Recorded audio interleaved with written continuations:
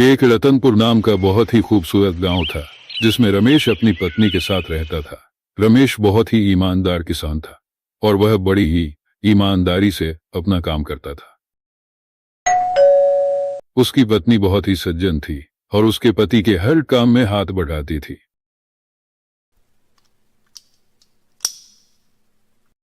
अरे भगवान, मुझे बहुत देर हो रही है, खाना दो जल्दी से। आप आज जल्दी आ जाना। खेत से जंगल में बहुत से जंगली जानवर घूम रहे हैं। मुझे बहुत डर लगता है।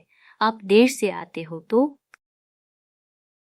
आज खेत पर बहुत काम है, आज आने में जरा देर हो सकती है। तुम परेशान मत होना, खाना खा लेना, मुझे देर हो सकती है। किसान खेतों में दिन रात बहुत ही मेहनत करता था और अलग अलग प्रकार की फसलें उगाया करता था।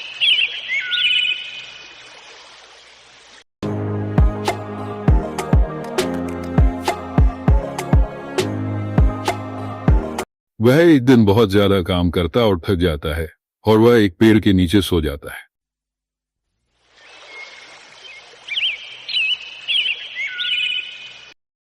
कुछ देर सो जाने के कारण रात हो जाती है और फिर किसान की नींद खुलती है। हे भगवान, आज तो बड़ी देर हो गई है, नींद ज्यादा लग गई थी। आज तो बहुत रात हो गई है, चलो घर चलते हैं।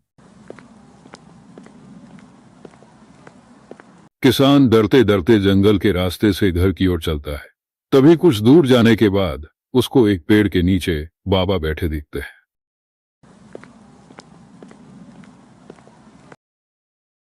बाबा जी, इतनी रात को इस घने जंगल में क्या कर रहे हो? बेटा, मैं यहाँ मुनि जी के आश्रम में जा रहा हूँ, पर मैं इस घने जंगल में रास्ता भटक गया हूँ।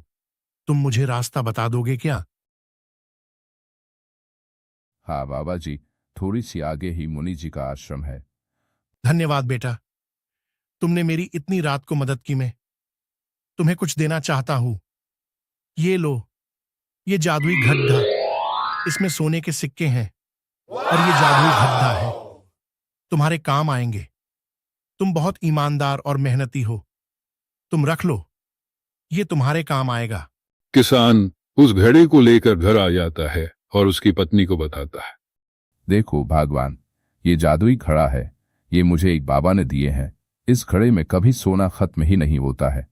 अच्छा, इसका सोना कभी खत्म ही नहीं होता है। अपन इस घड़े से जरूरतमंदों की मदद करेंगे।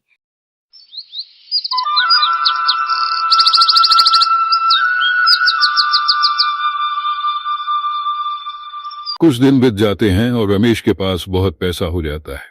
वह नया घर बना लेता है। इसको देखकर गांव में एक प्रमोद नाम का एक आदमी रहता था जो उसको देखकर बहुत जलता है। इस किसान के पास इतना पैसा कहाँ से आ गया है? मैं आज इसका पता लगाऊंगा। तभी प्रमोद रात को उसके घर जाता है और उनके घर में झांकता है। तभी उसको वह घड़ा बहा दिखता है और उसको वहां से ले आता है। अब मेरे पास बहुत पैसा आ गया है। तभी प्रमोद उस घड़े को उठाता है और उसको इस्तेमाल करता है। तभी वह घड़ा एक सांप में बदल जाता है और उसे काट लेता है।